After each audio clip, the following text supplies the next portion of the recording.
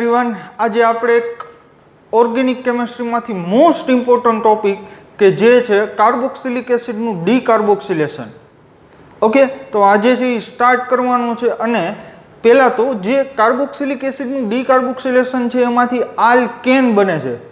Okay, હવે એવું નથી કે આલ્કેન જ બને, આલ્કીન પણ બની શકે. આજે છે એ ઘણી બધી વાત કરવાની છે કે ડીકાર્બોક્સિલેશન છે એ કેટલી રીતના થઈ શકે, એની રિએક્શનની મિકેનિઝમ શું છે, અને એના બેઝડ ઉપર પ્રીવિયસ યરના અહીંયા કેટલાક છે ક્વેશ્ચન પણ છે એ મેં ડિઝાઇન કરેલા છે. અને એક ફૂલ્લી એનર્જી સાથે જે આ ટોપિક સમજવાનો છે. તો સ્ટાર્ટ કરીએ કાર્બોક્સિલિક એસિડનું ડીકાર્બોક્સિલેશન. તો મિત્રો પહેલાં તો જે ડીકાર્બોક્સિલેશન જે છે, કાર્બોક્સિલિક એસિડ તો આપણને બધાને ખ્યાલ છે કે કાર્બોક્સિલિક એસિડ છે એ શું હોય, બટ ડીકાર્બોક્સિલેશન શું છે એ જે છે હું વ્યવસ્થિત એક્સપ્લેન કરું તો સમજજો. ડીકાર્બોક્સિલેશન એટલે એક સિમ્પલ, એક સાદી ભાષામાં જ જો કહું તો ડીકાર્બોક્સિલેશનનો મિનિંગ થાય રિમૂવલ ઓફ CO2. મીન્સ કે CO2 વાયુનું દૂર થવું, CO2 વાયુનું દૂર થવું, રાઈટ. આનો મતલબ થાય ડીકાર્બોક્સિલેશન. ફાઇનલ. ઓકે, હવે આપણે એકાદા એક્ઝામ્પલ દ્વારા છે એ જોઈએ આપણે. તો ડીકાર્બોક્સિલેશન છે એ થાય છે કઈ રીતના તો સમજો. ડીકાર્બોક્સિલેશનમાં અત્યાર સુધી મેં ટોટલ 11 રિએક્શન દ્વારા છે ડીકાર્બોક્સિલેશન જોયેલો છે. બટ આપણા સિલેબસમાં 3 છે એ ડીકાર્બોક્સિલેશનની રિએક્શન છે. અને એમાં પણ મોસ્ટ ઇમ્પોર્ટન્ટ જે છે એ સોડા લાઇમ વાળી છે એ રિએક્શન ઇમ્પોર્ટન્ટ છે, રાઈટ. ઓકે, તો આપણે છે એ ત્રણેય એક એક કરીને રિએક્શન જોઈએ. અને ટોટલી આજનો ટોપિક રહેશે એ સોડા લાઇમ ઉપર રહેશે, NaOH with calcium oxide.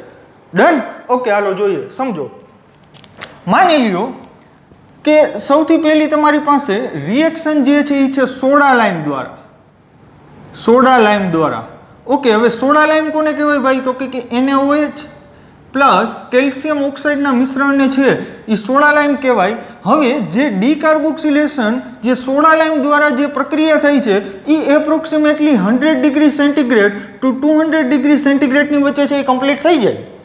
Okay, હવે આમાં આપણે જોઈએ કે રિએક્શન છે એ કઈ રીતના થાય. તો કે માની લ્યો કે તમારી પાસે એક આવું છે acid RC double bond O minus Na plus. અથવા તો એક કામ કરીએ, શરૂઆતમાં છે આપણે એસિડ જ લઈ લઈએ. શરૂઆતમાં છે આપણે એસિડ જ લઈ લઈએ, કાર્બોક્સિલિક એસિડ. ઓકે, કોઈ બી કાર્બોક્સિલિક એસિડ છે એની રિએક્શન હું કરાવું છું NaOH with CaO. Okay, with some heat. Okay, થોડાક ટેમ્પરેચર સાથે. એટલે પહેલાં તો શું થશે ભાઈ, ખાસ સમજજો. પહેલાં જે છે આમાંથી બનશે RC double bond O minus Na plus. Means કે સિમ્પલ વાત છે, અહીંયા બેઝ જે છે અહીંયા એક એસિડ છે તો પહેલી પ્રાયોરિટી છે એ હંમેશા એસિડ બેઝ રિએક્શનને આપવાની હોય. કારણ કે એસિડ બેઝ રિએક્શન છે એ ઉષ્માક્ષેપક પ્રક્રિયા છે, માટે એસિડ બેઝ રિએક્શન માટે ડેલ્ટા G વધારે પડતો છે એ નેગેટિવ હોય આપણે પ્રક્રિયા થાય, એટલા માટે છે એ પહેલી પ્રાયોરિટી છે આપણે એસિડ બેઝ રિએક્શનને આપશે. એટલે પહેલા માટે સૌથી પહેલાં તો આવડો આ છે સોડિયમ સોલ્ટ ફોર્મ થઈ ગયો. Okay, sodium carboxylate ion. Okay, હવે આગળ જોઈએ, સમજો. હવે અહીંયા તમારી પાસે RC double bond O minus Na plus. હવે અહીંયા તમારી પાસે યુઝ શું કરેલું છે? NaOH. ઓકે, હવે NaOH સાથે કેલ્શિયમ ઓક્સાઇડ છે એ શા માટે છે એ હમણાં એની તમને વાત કરું. પહેલાં તો આપણે આ મેટર જોઈ RC double bond O minus Na plus. હવે અહીંયા OH માઇનસ કે જે OH માઇનસ બેઝની સાથે સાથે એક સુપર ન્યુક્લિયોફાઇલ છે. ઓકે, તમે મિત્રો જાણો છો કે ન્યુક્લિયોફાઇલ છે એ શું છે. ઓકે, તો OH માઇનસ છે બેઝ તો છે પણ એની સાથે ન્યુક્લિયોફાઇલ પણ છે.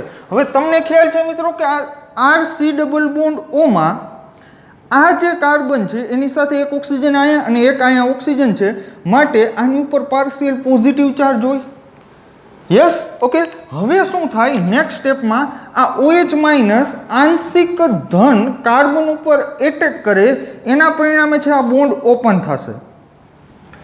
અને હવે છે એ પ્રોડક્ટ શું મળશે? જો પ્રોડક્ટ છે હવેની આવી કંઈક હશે RC અહીંયા O માઇનસ, અહીંયા બોન્ડ ઓપન થયું એટલે ઓક્સિજન ઉપર કયો ચાર્જ આવશે? નેગેટિવ. અહીંયા શું છે? OH અને અહીંયા O minus Na plus as it is. આ OH માઇનસ ક્યાંથી આવેલું છે? યસ, NaOH માંથી. ડન. ઓકે, હવે બીજી વાત કે હવે જે છે ને આ O માઇનસ થી રિવર્ટ બેક થાય. રિવર્ટ બેકનો મિનિંગ શું થાય સમજો. અહીંયાથી જે છે આ O માઇનસ થી અંદર પાછો બોન્ડ બનાવે. ઓકે, હવે અહીંયા કાર્બન કાર્બન બોન્ડ છે, અહીંયા આલ્કાઇલ ગ્રુપ છે, રિંગ હોઈ શકે, કાંઈ પણ હોઈ શકે આરની જગ્યાએ. ઓકે, તો અહીંયા છે કાર્બન કાર્બન બોન્ડ છે, અહીંયા કાર્બન ઓક્સિજન બોન્ડ છે. તો હવે તમને મિત્રો ખ્યાલ હોવું જોઈએ એટલું સિમ્પલ કેમિકલ બોન્ડિંગ છે કે કાર્બન ઓક્સિજનની બંધ લંબાઈ છે એ કાર્બન કાર્બન બંધ લંબાઈ કરતાં ટૂંકી હોય. Carbon oxygen bond length is shorter than carbon carbon bond. Okay, simple વાત છે, કારણ કે અહીંયા કાર્બન, અહીંયા ઓક્સિજનની વિદ્યુત ઋણતા વધારે હોય એટલે આંશિક ઋણ આવે, આ કાર્બન છે આંશિક ધન આવે. તો એક બંધનું આકર્ષણ તો ખરે પણ ઉપર જતા છે એ આંશિક ધન અને આંશિક ઋણ વિદ્યુત ભારના કારણે થોડાક છે બે પરમાણુ વધારે નજીક આવે અને એના પરિણામે કાર્બન ઓક્સિજન છે બોન્ડ લેન્થ થોડીક છે ટૂંકી થઈ જાય. અને બીજી વાત કે બોન્ડ લેન્થ ટૂંકી થાય એટલે બંધ તોડવા માટેની ઉર્જા વધી જાય. ઓકે, હવે બીજી વાત કે અહીંયા કાર્બન કાર્બન બોન્ડ છે, વિદ્યુત ઋણતાનો તફાવત છે એ 0 છે, મીન્સ કે નબળામાં નબળો બોન્ડ છે એ આ ત્રણેયમાંથી આ છે. ઓકે, તો હવે શું થશે જુઓ. તો હવેના સ્ટેપમાં છે એ કંઈક આવું થશે. આ ઓક્સિજન અંદર ગયો એટલે હવે આ બોન્ડના 2 ઇલેક્ટ્રોન જે છે એ લઈને કોણ વયો જશે? અહીંયા આલ્કાઇલ ગ્રુપ. ઓકે, અને ફાઇનલ સ્ટેપમાં શું થશે જુઓ. ફાઇનલ સ્ટેપમાં આવું બનશે R માઇનસ, કારણ કે બોન્ડના 2 ઇલેક્ટ્રોન લીધા. ઓકે, પ્લસ અહીંયા C, અહીંયા છે એક OH, અહીંયા ડબલ બોન્ડ O, અહીંયા O માઇનસ Na પ્લસ. હવે અહીંયા ડબલ બોન્ડ છે એ અંદર ગયો એટલે C double bond O as it is, COH છે યસ, અને અહીંયા O માઇનસ અને Na પ્લસ. ડન. ઓકે, હવે જો અહીંયા ઓક્સિજન અને એની સાથે અહીંયા ઓક્સિજન હાઇડ્રોજન બોન્ડ છે. ઓકે, અને ફરીથી ઓક્સિજનની વિદ્યુત ઋણતા વધારે છે એટલે આ આંશિક ઋણ થશે, આ હાઇડ્રોજન છે એ આંશિક ધન થશે. અને હવે જો અહીંયા R માઇનસ છે એ અહીંયાથી H પ્લસને ખેંચી લેશે. અને બીજી વાત કે આ જે આખું સ્ટ્રક્ચર જે છે એ શું છે દેખાય છે જો, NaHCO3 સોડિયમ બાયકાર્બોનેટ છે. શું છે? Sodium bicarbonate. ઓકે, તો હવે ફાઇનલી શું થઈ જશે? RH પ્લસ અહીંયાથી છે બની જશે Na2CO3. ઓકે, હવે અહીંયા કેમ થયું ભાઈ Na2CO3? એક Na પ્લસ હતો, હવે અહીંયાથી H પ્લસ જો ગયો R માઇનસ સાથે, જો અહીંયાથી H પ્લસ જે છે એ જાય છે તો ઓક્સિજન ઉપર માઇનસ ચાર્જ આવશે. હવે બીજા મોલ સાથે અહીંયા બીજો સોડિયમ આવશે NaOH માંથી અને શું થઈ જશે અહીંયા ભાઈ? Na2CO3. ઓકે, અને તમે જોઈ શકો છો કે અહીંયાથી શું બની ગયું? એક આલ્કેન. શું બન્યું ભાઈ? આલ્કેન.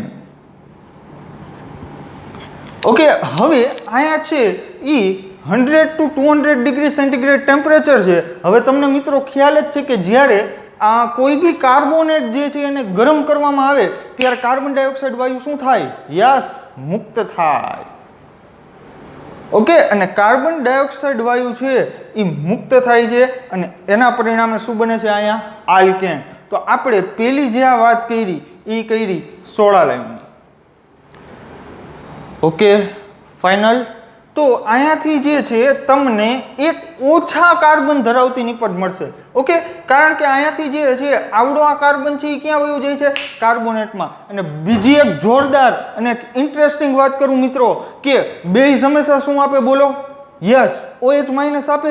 બેઝ હંમેશા OH માઇનસ આપે, પરંતુ મિત્રો અહીંયા ધ્યાન આપજો, અહીંયા બેઝ જે છે એ હાઇડ્રોજન આપે છે, હાઇડ્રોજન. હવે એ કઈ રીતના તો સમજજો. અહીંયા OH માઇનસ આ ક્યાંથી આવ્યો ભાઈ? તો કે બેઝમાંથી. આ ન્યુક્લિયોફાઇલ છે એનો બેઝમાંથી આવ્યો છે. ઓકે, એને અહીંયા એટેક કર્યો, પરિણામે છે આવું બન્યું. તો હવે અહીંયાથી R માઇનસ છે આ OH આવ્યો તો ક્યાંથી? આ OH આવ્યો તો ક્યાંથી? યસ, બેઝમાંથી. તો આ એક સુપર રિએક્શન છે કે જેમાં બેઝ જે છે હાઇડ્રોજન આપે છે. કઈ સમજાણું? ઓકે. અને બીજી એક વાત અને મોસ્ટ ઇમ્પોર્ટન્ટ વાત કે અહીંયા જે R માઇનસ બને જે છે એ છે કાર્બેનાયન. ઓકે, નેગેટિવ ચાર્જ ધરાવતી સ્પીસીસ જે છે એ મધ્યવર્તી તરીકે બને છે. ડન. ઓકે, હાલો તો આપણે જે આના જે આપણે ક્વેશ્ચન સોલ્વ કરીએ. પહેલાં તમારી પાસે આવો કંઈક સોલ્ટ છે, ક્ષાર છે. ઓકે, ગમે ત્યારે છે આવો ક્ષાર તો બનશે જ. એસિડ લેશો એટલે સીધો આવડો ક્ષાર બનશે. આવી રહ્યો આ રીતના. ઓકે, હવેના સ્ટેપમાં જોવો જી. હવે આમાં પ્રોડક્ટ શું થાય? તો કે હવે અમુક વિદ્યાર્થીઓ વિચારે છે કે અહીંયા સીધો હાઇડ્રોજન છે એ એટેચ કરી દે એટલે ફિનાઇલ રિંગ બની જાય. ઓકે, હાલો, એમાં હું તમારી સાથે છું. આમાંથી છે પ્રોડક્ટ છે એ મળશે શું? બેન્ઝીન.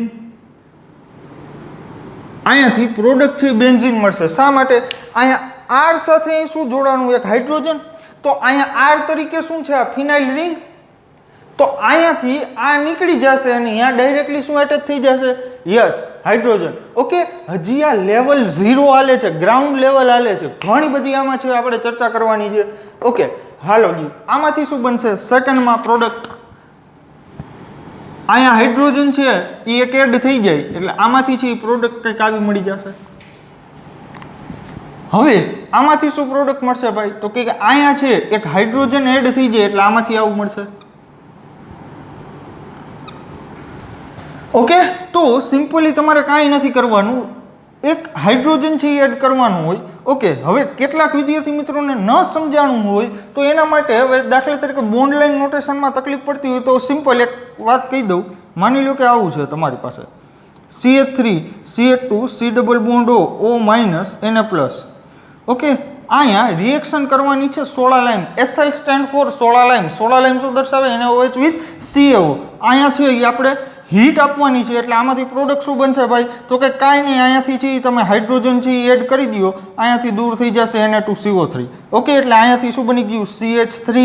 CH3. વાર્તા પૂરી.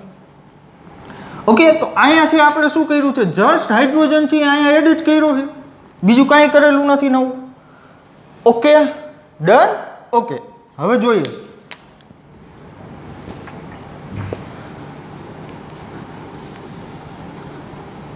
હવે મેં તમને હમણાં પહેલાં વાત કરી કે NaOH સાથે કેલ્શિયમ ઓક્સાઇડ છે એનો યુઝ શા માટે કરવામાં આવે? સમજો મિત્રો કે NaOH જે છે એની હાયર ટેમ્પરેચરે જે છે એ એક ચીકણા પ્રવાહીમાં છે એ કન્વર્ટ થઈ જાય. ઓકે, 70-80 ડિગ્રી સેન્ટીગ્રેડે છે NaOH જે છે એ ચીકણા પ્રવાહીમાં કન્વર્ટ થઈ જાય અને એના પરિણામે છે રેટ ઓફ રિએક્શન છે એ ઘટતો જાય. પરંતુ જો એની સાથે કેલ્શિયમ ઓક્સાઇડ છે એ મિક્સ કરવામાં આવે તો એના પરિણામે આખું જે મિશ્રણ છે એનું ઉત્કલન બિંદુ વધી જાય. મીન્સ કે NaOH હવે હાયર ટેમ્પરેચરે છે એ પિગલિત સ્વરૂપમાં નહીં જાય. ઓકે, એટલે મીન્સ કે રિએક્શન કરવા માટે છે આપણે ટૂંકમાં રિએક્શન છે ઇઝીલી કરાવી શકીએ એટલા માટે છે કેલ્શિયમ ઓક્સાઇડનો યુઝ થાય છે. બીજું કેલ્શિયમ ઓક્સાઇડનું કંઈ કામ નથી. ઓકે, આગળ જોઈએ સુપર રિએક્શન. ઓકે, આ જે છે લેવલ 1 નો ક્વેશ્ચન છે. આ શાયદ AIEEE 2001 કે 2003 જે પૂછાયેલો ક્વેશ્ચન છે. જો જોરદાર ક્વેશ્ચન છે, સમજજો. હવે આ જેને મિકેનિઝમ સરખી ખ્યાલ હશે, એ મિકેનિઝમ આવડતી હશે તો જ આ ક્વેશ્ચન છે એ સોલ્વ કરી શકશે. એવું હોય તો એકવાર છે ફરીથી મિકેનિઝમ છે એ રિપીટ કરી દઉં. સમજો, પહેલાં તો તમારી પાસે અહીંયા તો કાર્બોક્સિલિક એસિડ. કાર્બોક્સિલિક એસિડની સોડા લાઇમ સાથે ગરમ કર્યું એટલે પહેલાં તો આપણને જે છે અહીંયા સોડિયમ સોલ્ટ મળે. ઓકે, પહેલાં કારણ કે એસિડ બેઝ રિએક્શન દ્વારા સોડિયમ સોલ્ટ બને. હવે એ જે સોડિયમ સોલ્ટ છે NaOH આપણી પાસે પડેલો જ છે. હવે એ NaOH જે છે અહીંયા પાર્શિયલી પોઝિટિવ કાર્બન ઉપર છે અહીંયા એટેક કરે. હવે અહીંયા પાછો આ ઓક્સિજન ઉપર જે માઇનસ ચાર્જ આવ્યો, કારણ કે જો આ બોન્ડ ન ખુલે તો શું થાય? કાર્બનની સંયોજકતા વધી જાય. OH એટેક કરે ને આવડો આ બોન્ડ છે એ ઓપન ન થાય, ડબલ બોન્ડ ઓક્સિજન વાળો, તો કાર્બનની સંયોજકતા વધી જાય એટલે ઓક્સિજન ઉપર શું આવ્યું અહીંયા માઇનસ ચાર્જ. હવે આ માઇનસ ચાર્જ એટલે કે બે ઇલેક્ટ્રોન છે એ એક બોન્ડ બનાવવા માટે છે એ જવાબદાર હોય. તો હવે આ જે નેગેટિવ ચાર્જ છે રિવર્ટ બેક થાય. રિવર્ટ બેક થાય મીન્સ કે તો કે પાછો બોન્ડ બનાવે. ઓકે, હવે અહીંયા જે છે એ પાછો બોન્ડ બનાવે એટલે અહીંયાથી છે અહીંયા R માઇનસ નીકળે તો જ કાર્બનની 4 સંયોજકતા પૂરી થાય, અધરવાઇઝ છે સંયોજકતા 5 થઈ જાય. હવે આ કાર્બન કાર્બન બોન્ડ શું કામ તૂટ્યો એની પણ મેં તમને વાત કરી દીધી, કારણ કે કાર્બન કાર્બન જે બોન્ડ છે એની બંધ લંબાઈ વધારે એટલે બંધ તોડવા માટેની ઉર્જા ઓછી હોય. ઓકે, મીન્સ કે બોન્ડ છે ઇઝીલી તૂટી શકે, જ્યારે આ કાર્બન ઓક્સિજન બોન્ડ અને આ કાર્બન ઓક્સિજન બોન્ડ છે એ કાર્બન કાર્બન બોન્ડની સાપેક્ષે મજબૂત છે. ઓકે, હવે અહીંયા શું થયું ભાઈ, તો કે હવે અહીંયા R માઇનસ જે છે એ માઇનસ કોઈ પણ ચાર્જ હોય એને કોની પ્રત્યે આકર્ષણ હોય? તમારો જવાબ હશે પોઝિટિવ પ્રત્યે. યસ, સાચા છો. તો અહીંયા હાઇડ્રોજન પાસે પાર્શિયલ પોઝિટિવ ચાર્જ છે, આંશિક ધન વીજભાર છે, તો એ શું કરશે? જે R માઇનસ જે છે એ શું કરશે? હાઇડ્રોજનને ખેંચીને લઈ આવશે. એટલે આ H પ્લસ અહીંયાથી નીકળે એટલે અહીંયા ઓક્સિજન ઉપર છે કયો ચાર્જ આવશે? Minus charge. અને બીજા મોલ સાથે પ્રક્રિયા કરીને અહીંયા બની જશે Na2CO3 અને આ સિમ્પલી એક આલ્કેન બનશે. પણ મિત્રો તમારા માટે જે મોસ્ટ ઇમ્પોર્ટન્ટ વાત છે, અહીંયા મધ્યવર્તી તરીકે બને છે carbon ion, not carbocation. Carbon ion એટલે કાર્બન ઉપર કયો ચાર્જ આવે? નેગેટિવ. ડન. આગળ જોઈએ. હવે આ ક્વેશ્ચન લાજવાબ છે. વિડીયોને પોઝ કરો અને તમે વિચારો કે આમાં પ્રોડક્ટ છે એ કેટલી મળે. પહેલાં તો આવું તમારી પાસે કંઈક છે, એની રિએક્શન કરાવો NaOH કેલ્શિયમ ઓક્સાઇડ સાથે વિથ હીટિંગ તો P1 મળે છે પ્રોડક્ટ. NaOD સાથે રિએક્શન કરાવો with calcium oxide with some heat એટલે મળે છે P2. તો ઉપરોક્ત પ્રક્રિયામાં P1 પ્લસ P2 કેટલા થશે? મીન્સ કે આ બંનેની નિપજનો સરવાળો છે એ કેટલો થશે? ઓકે, થઈ ગયું. હાલો જોઈએ. જો તમારો જવાબ હશે એક આમાં મળે સર, એક આમાં મળે, પણ મિત્રો તમે ભૂલ કરો છો, નિપજ છે કંઈક વધારે મળે. હાલો જોઈએ.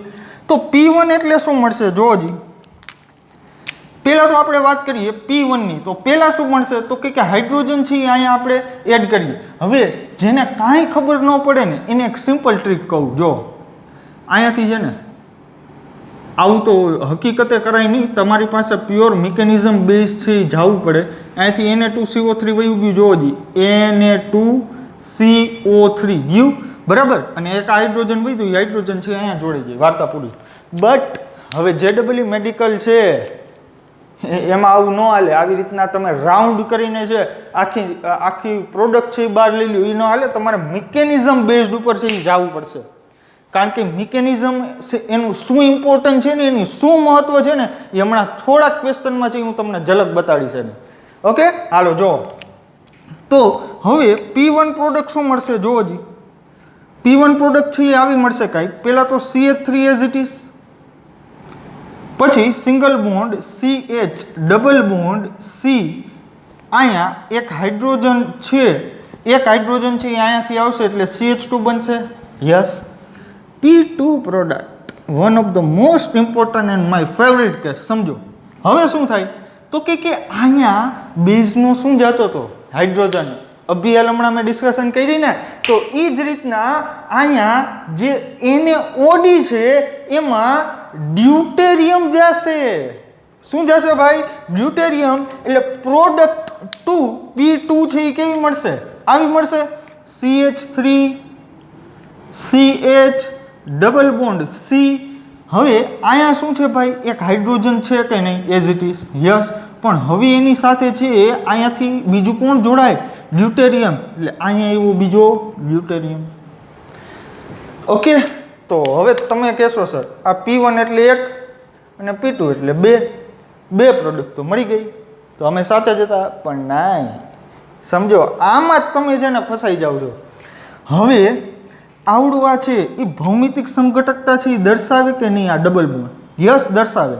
ભૌમિતિક સમઘટકતા માટે છે એ મેં એક 4 વિડીયો છે, એક્સક્લુઝિવ વિડીયો અને જોરદાર કન્ટેન્ટ સાથે આપેલા છે.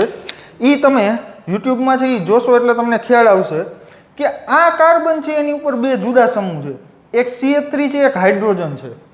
આ કાર્બન પર બે જુદા સમૂહ છે, એક હાઇડ્રોજન છે, એક ડ્યુટેરિયમ છે. તો આવા કિસ્સા જ્યારે હોય ત્યારે ભૌમિતિક સમઘટકતા દર્શાવે. ઓકે, હાલો એક કામ કરીએ, આને છે હજી વ્યવસ્થિત લખીએ એટલે તમને વધારે ખ્યાલ આવે. આવું હોય કે C ડબલ બોન્ડ C, એક કાર્બન ઉપર શું છે અહીંયા CH3, એક છે હાઇડ્રોજન, અહીંયા છે હાઇડ્રોજન, અહીંયા છે ડ્યુટેરિયમ. ઓકે, જો આ કાર્બન એની ઉપર એક CH3 એક હાઇડ્રોજન, એક CH3 એક હાઇડ્રોજન, અહીંયા ડબલ બોન્ડ કાર્બન, એક શું છે હાઇડ્રોજન, અને બીજી P2 માટે બીજો શું આવ્યો અહીંયાથી ભાઈ ડ્યુટેરિયમ. તો હવે આનો બીજો સમઘટક કંઈક આવો પણ થાય ને, એટલે કાર્બન ડબલ બોન્ડ કાર્બન, અહીંયા CH3, અહીંયા હાઇડ્રોજન, અહીંયા ડ્યુટેરિયમ, અહીંયા હાઇડ્રોજન. તો આ શું બની ગયું ટ્રાન્સ, આ શું બની ગયું સીસ. તો ટોટલ પ્રોડક્ટ કેટલી મળી 1 2 અને 3. ઓકે, આ 1 2 અને 3. તો કરેક્ટ ઓપ્શન ઇઝ ઓપ્શન બી.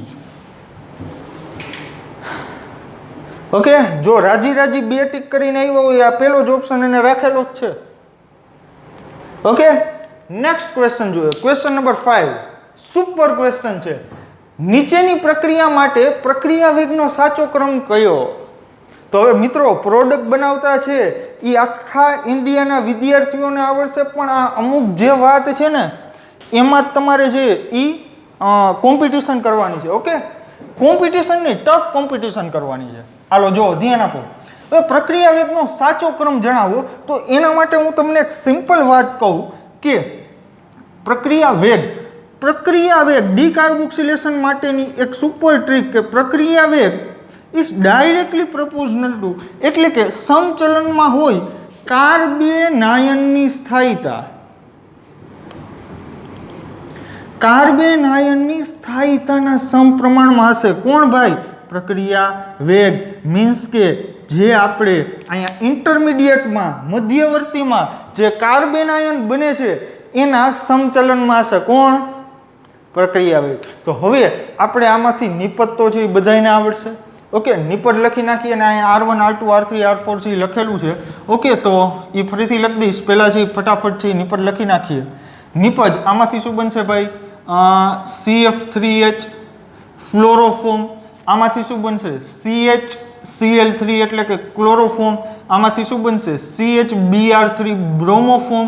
અને યસ, સુપર C અહીંયા છે CN થ્રાઇસ કાર્બન અને એક શું આવી જશે અહીંયા હાઇડ્રોજન.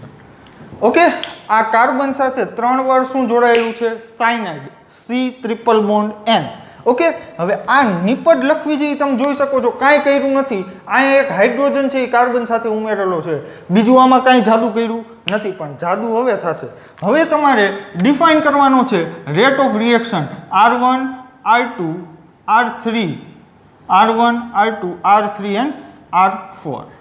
ઓકે, તો મેં તમને અહીંયા રામબાણીલા જ શું કીધું? પ્રક્રિયા વેગ ચલે છે કાર્બેનાયનની સ્થાયીતા. મિત્રો પેન અને નોટબુક છે એ સાથે રાખીને બેસજો, પેરેલલી છે એ નોટ કરતા જાજો. તો હવે મારે શું જોવાનું છે? કાર્બેનાયનની સ્થાયીતા. તો જેમાં કાર્બેનાયન છે એ મોસ્ટ સ્ટેબલ હશે એનો પ્રક્રિયા વેગ છે એ ઝડપી હશે. તો જોઈએ, હાલો હવે આપણે સ્થાયીતા છે એ નક્કી કરવાનો સમય છે એ આવી ગયો છે. સમજજો.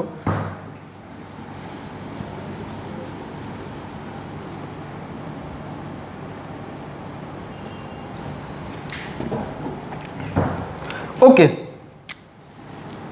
સૌથી પહેલા તો તમે એમ કહેશો સર અહીંયા ફ્લોરિન છે ને એ સૌથી વધારે વિદ્યુતઋણ છે. ઓકે, એક કામ કરીએ, પહેલાં તો બધાયના છે ને કાર્બેનાયન લખી નાખું. પહેલાંનું કાર્બેનાયન શું થશે? અહીંયા કાર્બન,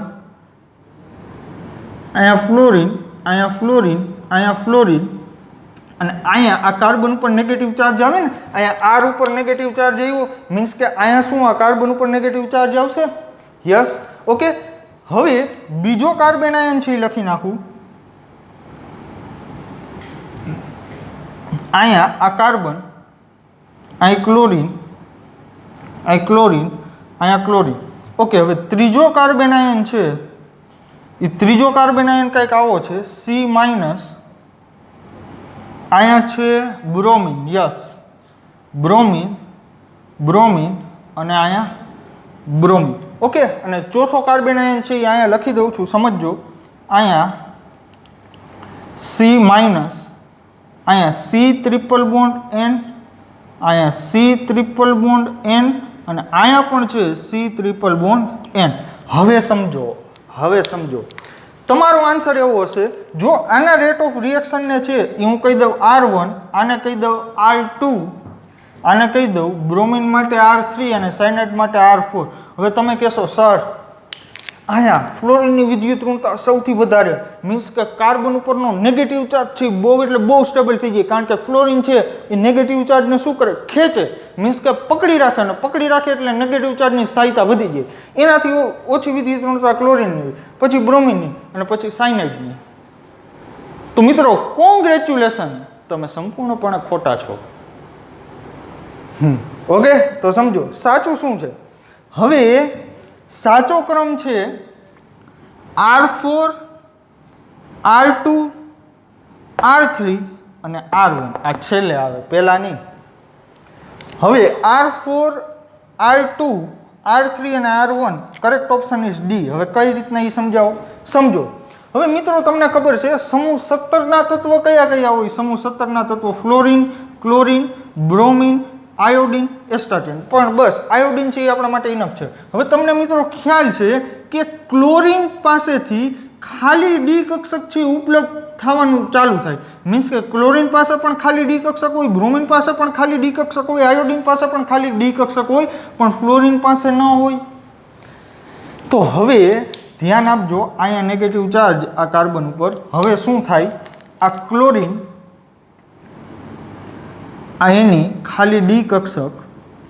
હવે ખાલી ડી કક્ષક મીન્સ કે એ જે છે ગેસ્ટ રૂમ જેવું કામ કરે. ઘરે મહેમાન આવ્યા હોય તો આપણે ઘરમાં છે એ આપણા પૂરતી તો જગ્યા હોય જ, પણ કોઈક જો એક્સ્ટ્રા મહેમાન આવે બહારથી તો એને આપણે ક્યાં ટ્રાન્સફર કરીએ છીએ? ગેસ્ટ રૂમમાં. તો આ ખાલી ડી કક્ષક છે ને ગેસ્ટ રૂમનું કામ કરે. ગેસ્ટ રૂમ મીન્સ કે જો કોકની પાસે વધારાના ઇલેક્ટ્રોન હોય તો પોતે સાચવી લે. ઓકે, તો હવે શું થાય, આ કાર્બન ઉપરનો નેગેટિવ ચાર્જ જે છે એ આમાં ટ્રાન્સફર થાય. આમાં ટ્રાન્સફર થાય એટલે કાર્બન ઉપર નેગેટિવ ચાર્જ ઘટ્યો. વાત સમજાણી કાંઈ? એટલે આ કેવી વાત છે ખબર, કે તમારા ઘરમાં દાખલા તરીકે ગેસ્ટ રૂમ નથી તો શું થાય, તો કે ઘરમાં છે વસ્તી ગીચતા વધી જશે. પણ જો આપણી પાસે કંઈક ગેસ્ટ રૂમ જેવું હોય તો એના પરિણામે શું થાય, તો કે ગીચતા ઓછી થાય, એટલે આપણા ઘરે સ્થાયિતા વધી જાય. મીન્સ કે અહીંયા કાર્બન ઉપર જે નેગેટિવ ચાર્જ છે એ નેગેટિવ ચાર્જ છે ક્લોરિનની ખાલી ડી કક્ષકમાં છે ટ્રાન્સફર થાય, એના પરિણામે કાર્બનનો નેગેટિવ ચાર્જ ડિક્રીઝ થાય. ઓકે, હાલો પછી બ્રોમિન. ઓકે, હવે બ્રોમિનના કેસમાં તમે કીધું એ પ્રમાણે ખાલી ડી કક્ષક છે. ઓકે, સાચી વાત છે. પણ હવે તકલીફ, હવે આ ડબલ ડમ્બેલ છે, એ તમે તમારી રીતે સમજી લેજો. અહીંયા હકીકતે આ ડબલ ડમ્બેલ છે. તો હવે શું થાય સમજો. હવે અહીંયા આ તમારી પાસે કાર્બન, આ કાર્બનની આ કક્ષક, ઓકે, અને આ ક્લોરિનની કક્ષક. હવે આ કાર્બનની આ કક્ષક અને અહીંયા જે છે આ બ્રોમિનની કક્ષક. તો મિત્રો હવે કાર્બન અને ક્લોરિનનું કદ જે છે એના પ્રમાણે છે આમાંથી આમાં ઇલેક્ટ્રોન છે ટ્રાન્સફર થઈ શકે, અને આ ઘટનાને બેક બોન્ડિંગ કહેવાય. આના વિશે પણ મારા એક વિડીયોમાં છે મેં ચર્ચા કરેલી છે, એક સુપર વિડીયો આપેલો છે બેક બોન્ડિંગ ઉપર. ઓકે, હવે બીજી વાત કે અહીંયા કાર્બન ઉપર છે આ પી કક્ષકમાં છે માઇનસ ચાર્જ છે, પણ બ્રોમિનનું કદ છે ક્લોરિન કરતાં મોટું છે, એટલા માટે ઇઝીલી આમાંથી આ નેગેટિવ ચાર્જ છે એ નહીં જઈ શકે. વાત સમજાણી? ઓકે, એટલે કે બે જ્યારે પરમાણ્વીય કક્ષકનું કદ એપ્રોક્સિમેટલું સરખું હોય ત્યારે આમાંથી આમાં ચાર્જ ટ્રાન્સફર થઈ શકે, બટ જ્યારે કદનો મોટો ફેરફાર હોય ત્યારે ચાર્જ ઇઝીલી ટ્રાન્સફર નહીં થાય. ઓકે, મીન્સ કે આમાં કાર્બન છે બ્રોમિન ઉપર એટલો બધો ચાર્જ છે એ દઈ નહીં શકે. કાર્બન પોતાના ઉપરથી વધારે ચાર્જ ઓછો નહીં કરી શકે. તો અહીંયા બેક બોન્ડિંગ છે એ વધુ ઇફેક્ટિવ નથી રહેતું, પણ થોડુંક તો છે જ. ઓકે, હવે અહીંયા જો ચોથા કેસમાં જે છે એ રેઝોનન્સ થાય છે, સહસ્પંદન થાય છે. તો જો સમજો અહીંયા આ નેગેટિવ ચાર્જ છે, અહીંયા અંદર બોન્ડ બનાવવા આવે તો આ જે છે એ ક્યાં ઉઠે, આ ચાર્જ અહીંયા. ઓકે, એ જ રીતના અહીંયા પણ સહસ્પંદન થાય, અહીંયા પણ સહસ્પંદન થાય, 3 ગણું સહસ્પંદન થાય. તો મિત્રો તમને ખ્યાલ છે કે સહસ્પંદન રેઝોનન્સ એક પાવરફુલ છે, એ ચાર્જને સ્ટેબિલિટી આપે. એક સહસ્પંદન છે ને એ કોઈ પણ વિદ્યુત ભાર હોય પોઝિટિવ કે નેગેટિવ એને જોરદાર એક સ્થાયીતા છે એ અપાવડાવે. ઓકે, તો રેઝોનન્સ અને બેક બોન્ડિંગમાં જીતશે કોણ ભાઈ?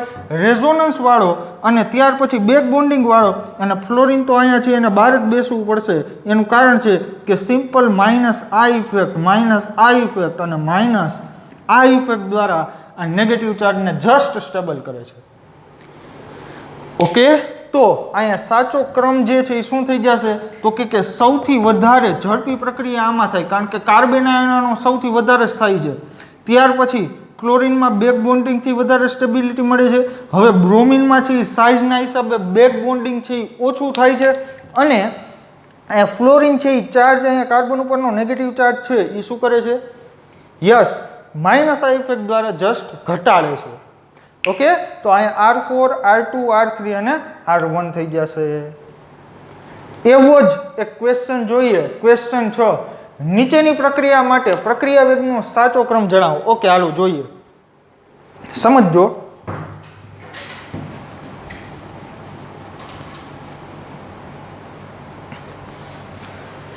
તો હવે આમાં પણ તમે શું જોશો? કયો જી મને. તમે તરત જ કહેશો સર કાર્બન આયનની સ્થાયીતા. ઓકે, હવે આમાં પ્રોડક્ટ છે એ તો તમને બધાને આવડવાનું જ છે, પણ મારે તમને જે શીખવાડવું છે એ કોઈને ન આવડતું એ શીખવાડવું છે. ઓકે, અને આવા ક્વેશ્ચન છે એ જો પૂછાઈ ગયા તો આપણે છે એ બહુ એટલે બહુ ટૂંકામાં છે ને આપણે માર ખાઈ જાય એવા ક્વેશ્ચનમાં. હાલો જોઈએ. પહેલામાં કાર્બન આયન કેવો બનશે? પહેલામાં છે એ કાર્બન આયન આવો કંઈક મળશે. સી ઉપર નેગેટિવ ચાર્જ, અહીંયા હાઇડ્રોજન, અહીંયા હાઇડ્રોજન અને અહીંયા હાઇડ્રોજન. સેકન્ડ કાર્બન આયન છે એ કેવો બનશે ભાઈ? તો કે અહીંયા કાર્બન, અહીં નેગેટિવ ચાર્જ, અહીંયા ડ્યુટેરિયમ, અહીંયા ડ્યુટેરિયમ અને અહીંયા deuterium. Okay, third carbon ion છે એ કેવો બનશે? યસ, અહીંયા કાર્બન ઉપર માઇનસ ચાર્જ, અહીંયા શું છે? ક્લોરિન, ક્લોરિન, ક્લોરિન અને અહીંયા ફોર્થ કેસ બહુ ખરાબમાં ખરાબ કાર્બન આયન છે, ફોર્થ વાળો. અહીં કાર્બન આયન, અહીં CH3, અહીંયા CH3 અને અહીંયા શું છે ભાઈ? CH3. તો જો હાલો ધ્યાન આપો. હવે અહીંયા પ્રશ્ન, અહીંયા ડ્યુટેરિયમ નડે છે અમને. ઓકે, એનું સોલ્યુશન છે મારી પાસે, સમજજો. હવે અહીંયા એક મિથાઇલ કાર્બન આયન છે, અહીંયા ડ્યુટેરિયમ વાળો એક કાર્બન આયન છે, અહીં ક્લોરિન વાળો છે. ઓકે, તો હવે શું થશે સમજો. અહીંયા હાઇડ્રોજન છે ને, કાર્બન હાઇડ્રોજન બોન્ડ. ઓકે, અને અહીંયા જે કાર્બન ડ્યુટેરિયમ બોન્ડ જે છે એમાં હું તમને વાત કહું, ખાસ યાદ રાખજો કે પ્લસ આઈ ઇફેક્ટ માટે, પ્લસ આઈ અસર માટે ડ્યુટેરિયમની પ્લસ આઈ વધારે હોય હાઇડ્રોજન કરતાં. ડ્યુટેરિયમની પ્લસ આઈ અસર ઇલેક્ટ્રોન ડોનેટ કરવાની કેપેસિટી, ઇલેક્ટ્રોનનું ક્લાઉડ સામેની બાજુ મોકલવાની કેપેસિટી ડ્યુટેરિયમની હાઇડ્રોજન કરતાં વધારે હોય. હવે એના પરિણામે આ હલકી એક પ્લસ આઈ દર્શાવે, જ્યારે થોડીક વધારે ડ્યુટેરિયમની આની છે પ્લસ આઈ હોય, મીન્સ કે ડ્યુટેરિયમ અને હાઇડ્રોજનમાં અસ્થાયી કાર્બન આયન કોનો થશે ભાઈ? ડ્યુટેરિયમનો. કારણ શું છે? કારણ કે આ જે છે ઇલેક્ટ્રોનનું ડોનેશન કરે.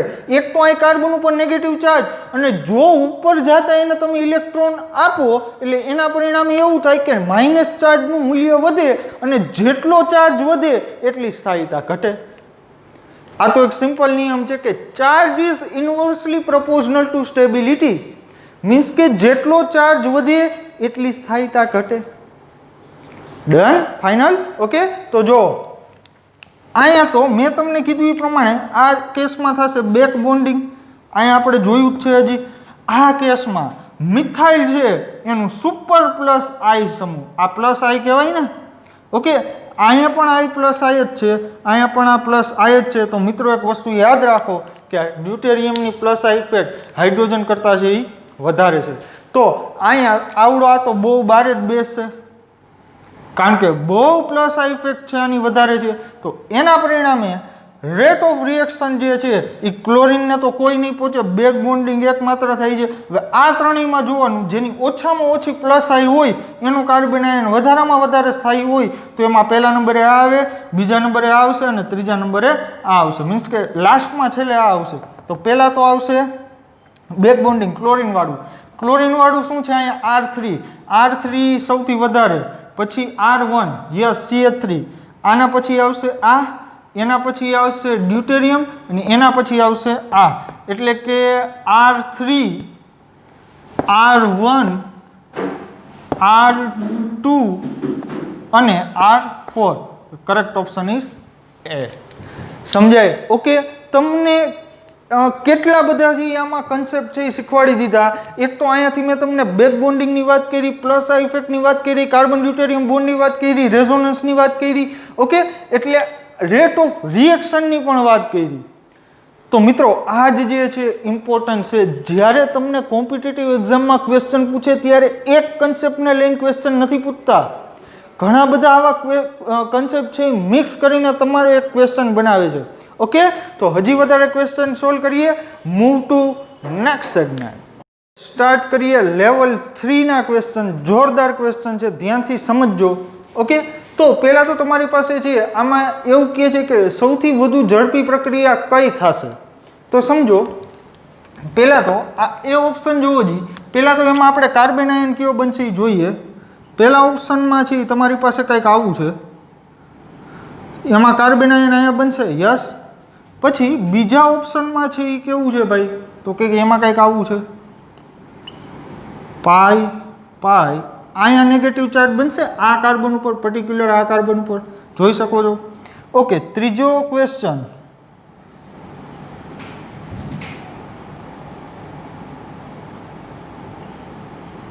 ત્રીજા ક્વેશ્ચનમાં છે એ આવું બનશે અને યસ ચોથો ડી ઓપ્શન. ઓકે, અહીંયા ABCD ની બદલે 1 2 3 4 લખાઈ ગયું, સમજી જાજો. અને અહીંયા છે નેગેટિવ ચાર્જ અહીંયા ફોર્મ થશે. ઓકે, સમજો. જો અહીંયા છે ને અહીં નેગેટિવ ચાર્જનું છે ને ક્રોસ કોન્જ્યુગેશન છે.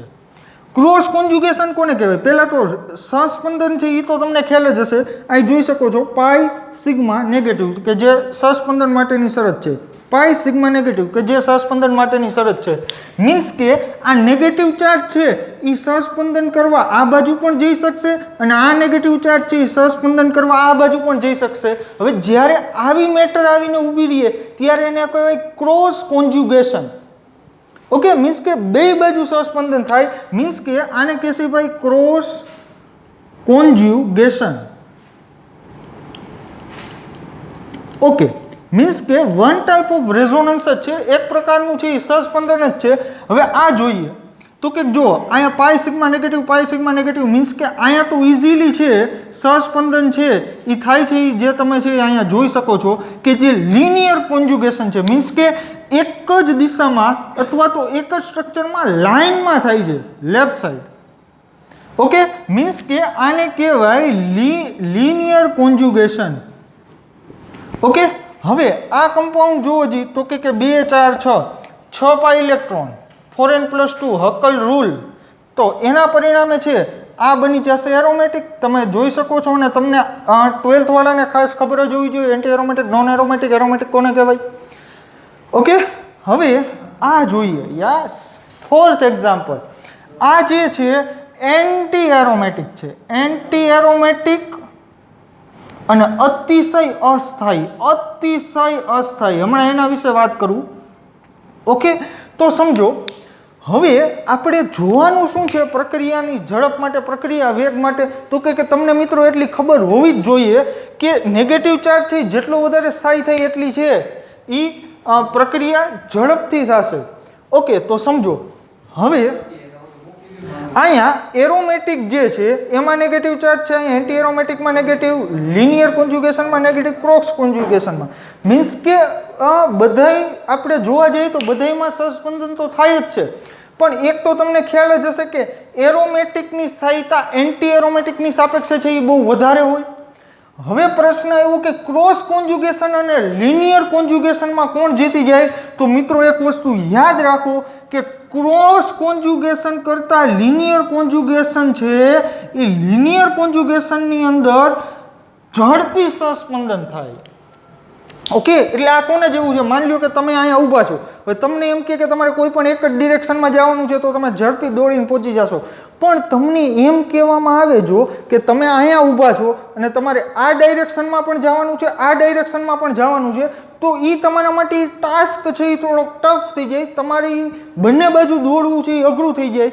તો સિમ્પલ વાત છે કે linear conjugation is powerful as compare to cross conjugation. Okay, તો અહીંયા પહેલા અને બીજા કેસમાં બીજો કેસ જીતી જશે અને એરોમેટિકને તો કોઈ નહીં પહોંચે. ઓકે, તો સૌથી ઝડપી વેગ આનો પહેલો આનો હશે, બીજો આનો હશે, ત્રીજો આનો હશે અને ચોથો આ એન્ટી એરોમેટિકનો હશે. આ એન્ટી એરોમેટિક સિસ્ટમ છે, 3 મેમ્બર સિસ્ટમ છે. ઓકે, પાઈ ઇલેક્ટ્રોન કેટલા છે? 2 આયન, 2 આયન, ટોટલ 4 પાઈ ઇલેક્ટ્રોન છે, 4 પાઈ ઇલેક્ટ્રોન. હક્કલ રૂલ થાય ને 4n પ્રમાણે, 4n એન્ટી એરોમેટિક માટે શું આવે? 4n, n is equal to શું હશે? 1. તો અહીંયા 4 પાઈ ઇલેક્ટ્રોન છે અને 3 મેમ્બર્ડ સિસ્ટમ છે, 3 મેમ્બર્ડ. ઓકે, 3 મેમ્બર્ડ સિસ્ટમ છે અને એના પરિણામે રિંગમાં તણાવ છે એ વધારે હોય. હવે તમને ખ્યાલ છે કે જ્યારે તણાવ સર્જાય ત્યારે રિંગની અંદર ઉર્જાનો છે એ સંગ્રહ થાય, એના પરિણામે સ્થાયીતા ઘટે. હું તમને બહુ એક જાણવા જેવી અગત્યની વાત કરું, આવું તમે ક્યાંક જોયા હોય કમ્પાઉન્ડ કદાચ. ઓકે, આ જે કમ્પાઉન્ડ જે છે એ ઓસ્ટ્રેલિયાની અંદર 2015માં સિન્થેસાઇઝ થયેલો બહુ એટલે બહુ અતિશય અસ્થાયી છે. ઓકે, અહીંયા પણ છે એ સહસ્પંદન ખરું પાઈ સિગ્મા લોન પેરનું. ઓકે, ઓક્સિજનની લોન પેર આ પાઈ બોન્ડ સાથે છે એ સહસ્પંદનમાં હોય. બટ આનો જે કાર્ડ હતો, જે આનું કાર્ડ એટલે મીન્સ કે આ એક્ઝિસ્ટ ન થાય, આ વધુ સમય સુધી ટકી શકે નહીં આને તમે બનાવી લીધા પછી. ઓકે, મીન્સ કે આવડું આ જે છે એ તમને વાત કરું તો બુક એવું ડેટા કહે છે કે નેનો સેકન્ડમાં છે આનું આખું સ્ટ્રક્ચર છે વિખાઈ જાય છે, આનો નાશ થઈ જાય છે નેનો સેકન્ડની અંદર. ઓકે, તો એ નાશ ક્યારે થાય? જો એ પોતે ખુદ અતિશય અસ્થાયી હોય તો. ઓકે, અને બીજા નંબરમાં આવડો આ કાર્બન આયન જુઓ, ચોથો. આ કાર્બન આયન છે ને એ કોઈ દી બને જ નહીં, કારણ કે એને ખબર છે કે જો હું આ બનીશ આવો કાર્બન આયન આ દરમિયાન જો આવું કાર્બન આયન જો હું બનવાનો પ્રયત્ન કરીશ તો મારી સ્થાયીતા અતિશય ઘટી જશે. મીન્સ કે આ જે ડી ઓપ્શન વાળી જે રિએક્શન છે એના માટે તમારે જૂલ, કિલો જૂલ એટલામાં રિએક્શન નહીં પતે. બટ આમાં જો તમારે પ્રક્રિયા કરાવવી હોય તો અતિશય વધારે ઉર્જાની જરૂર પડે કે જે મેગા જૂલના ક્રમની હોય. ઓકે, જૂલ કિલો જૂલમાં જે આ નહીં સમજે આ પ્રક્રિયા, વાત સમજાણી? અને આ પ્રક્રિયા છે આવડિયા આ તરત જ થઈ જશે, કારણ કે એને ખબર છે કે આપણે કદાચ અહીંયા કાર્બન આયન બને તો આપણને કંઈ નુકસાની નથી. શું કામ? આપણે એરોમેટિક બની જશે. સમજાણું કંઈ? ઓકે, કોન્ફિડન્સ આવે છે, મજા આવે છે. તો આવા જ છે કન્સેપ્ટ છે એ તમને આવડવા જોઈએ. સુપર એક્ઝામ્પલ, બીટા કીટો એસિડમાં ડી કાર્બોક્સિલેશન. જો બીટા કીટો એસિડ છે એ કહેવાય કોને? અને છેલ્લે 9th ક્વેશ્ચન છે એ આપણે કમ્પ્લીટ કરીને વિડીયોને છે એ વિરામ આપશે. બીટા કીટો એસિડ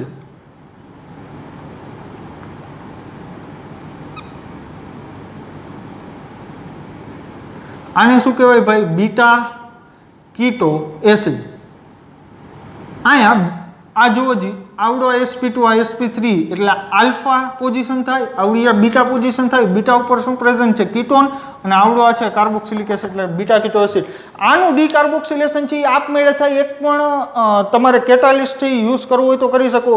મેંગેનીઝ છે, મોલિબ્લેડમ છે, ઓકે, ટંગસ્ટન છે, આવા કેટાલિસ્ટનો છે એ તમે ઉપયોગ કરવો હોય તો કરી શકો. અને બાકી તમે આને સિમ્પલી હીટ કરશો ને, સિમ્પલી હીટ, તો ઓટોમેટિક ડીકાર્બોક્સિલેશન થશે.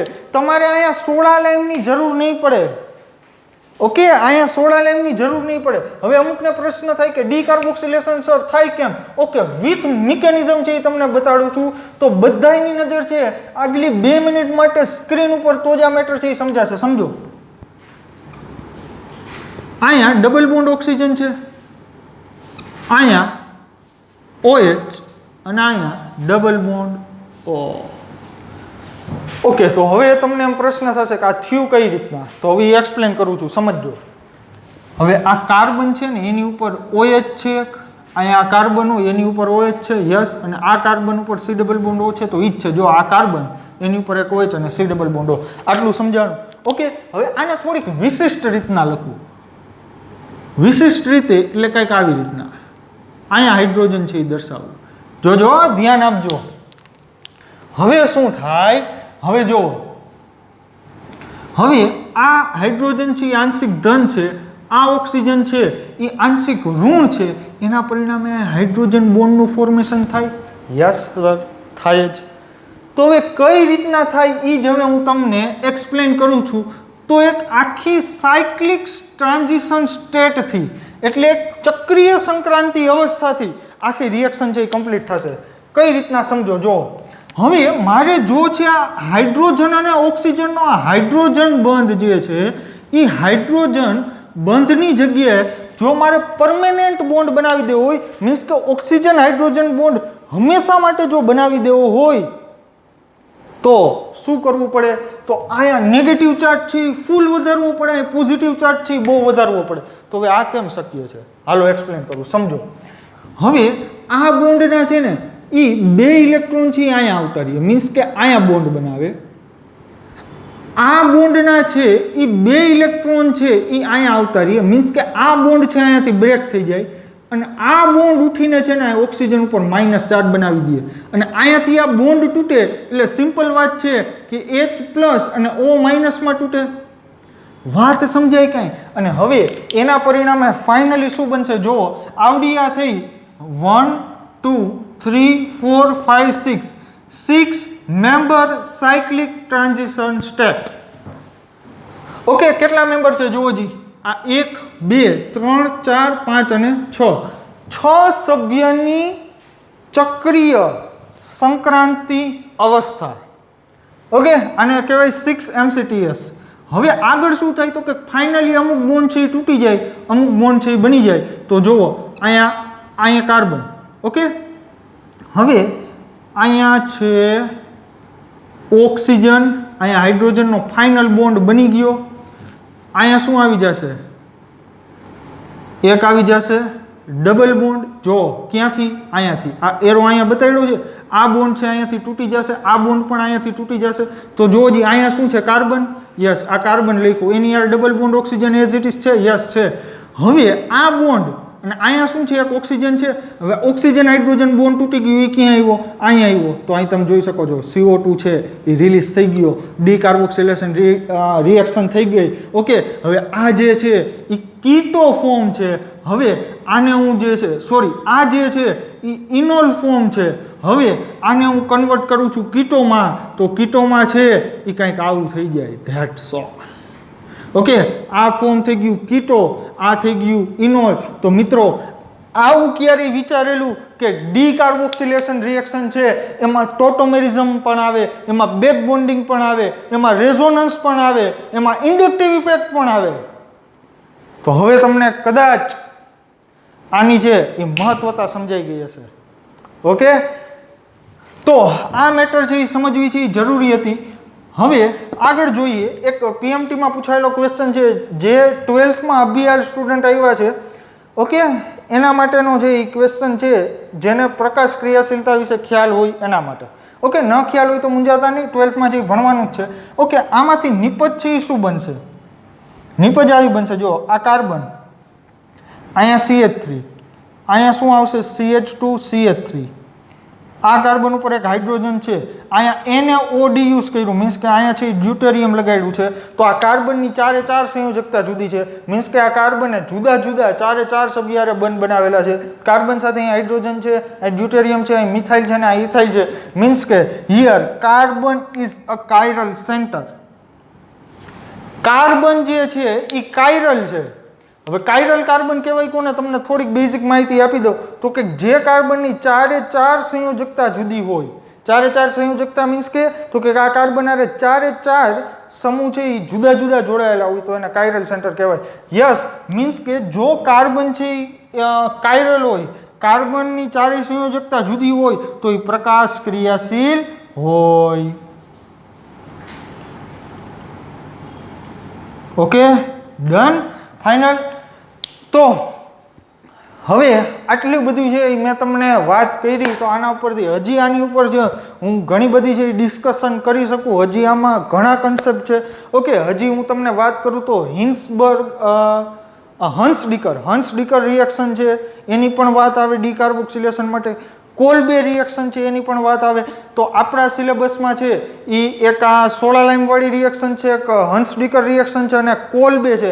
બટ હન્સ-ડીકર અને કોલ્બે છે એ એક્સપ્લેન કરવા માટે હજી પણ શક્યતા છે કે 2 થી 3 કલાક બીજી જોઈ. બટ આ જે વિડીયો તો પૂરેપૂરો ડેડિકેટેડ હતો સોડા લાઇમ ઉપર. ઓકે મિત્રો, તો નેક્સ્ટ સેશનમાં મળીએ એક નવી એનર્જી સાથે, નવા જુનૂન સાથે. Thank you.